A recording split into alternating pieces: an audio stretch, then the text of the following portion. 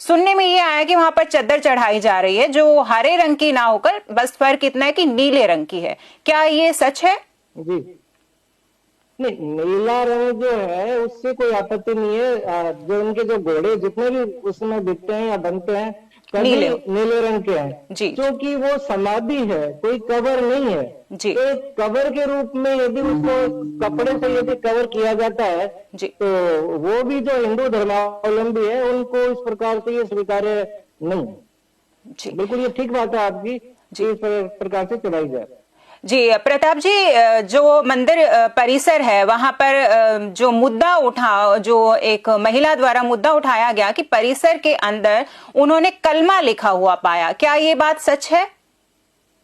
बिल्कुल बिल्कुल ठीक बात है कि कलमा मंदिर के अंदर लिखा गया है।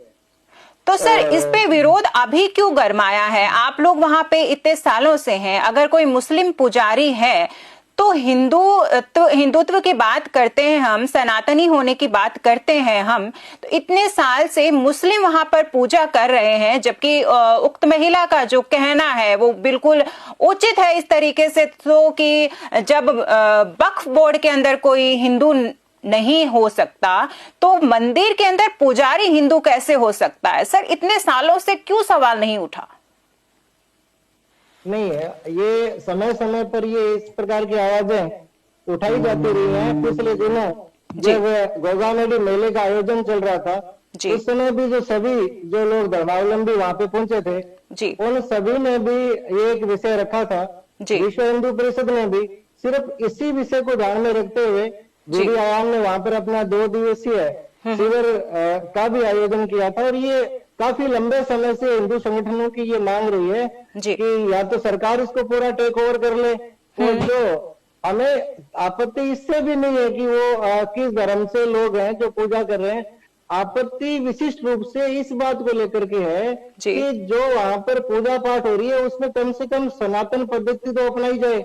जी उनसे कबर पे जिस प्रकार से जियारत कराई जाती है, जिस प्रकार से सजदा कराया जाता है, कि कम से कम वो चीजें नहीं। तो ये सजदा करने वाले लोग, मैं जानना चाहूंगी आपसे प्रताप जी, सनातनी ही वहां पर पुजारी नियुक्त हो। और हमने आज क्योंकि सरकार से ये मांग भी करी है ज्ञापनों के माध्यम से कि वहां पर यदि और कोई व्यवस्था नहीं होती है तब तक देवस्थान विभाग के द्वारा कर्मचारी नियुक्त कर दिए जाए और वही वहां पे पूजा पाठ संपन्न करवाए जाए। मैं ये जानना चाहूंगी प्रताप जी आपसे, आप ये बोल रहे हैं कि वहां पर सजदा करवाया जाता है, तो प्रताप जी ये जो सजदा करवाया जाता है ये सजदा करने वाले लोग हिंदू हैं या मुस्लिम हैं? बिल्कुल हिंदू है, क्योंकि तो हिंदू लोग सजदा क्यों कर रहे हैं वहां पर? आस्था लेकर के आते हैं, सनातन में आस्था लेकर के आते हैं, क्योंकि जैसा मैंने पूर्व पहले तो सर ये कैसी आस्था है कि मंदिर में जाकर आप मुस्लिम प्रवृत्ति को अपना रहे हैं?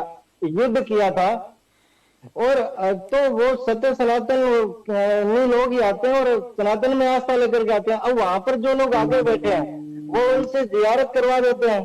तो सर मैं आपसे ये पूछना चाहूंगी, वो जियारत करवा लेते हैं तो करने वाले भी तो कर रहे हैं ना सर, वो कर रहे हैं इसीलिए तो करवाई जा रही है सर। बाहर से आते हैं उनको लगता है कि ये यहाँ की परंपरा होगी इस पर, और लेकिन बहुत से लोग इसकी शिकायतें करते हैं और काफी समय से संगठनों के माध्यम से और स्थानीय लोगों के द्वारा और जो बाहर से लोग आते हैं उनके द्वारा ये आवाज समय समय पर उठाई जाती रही।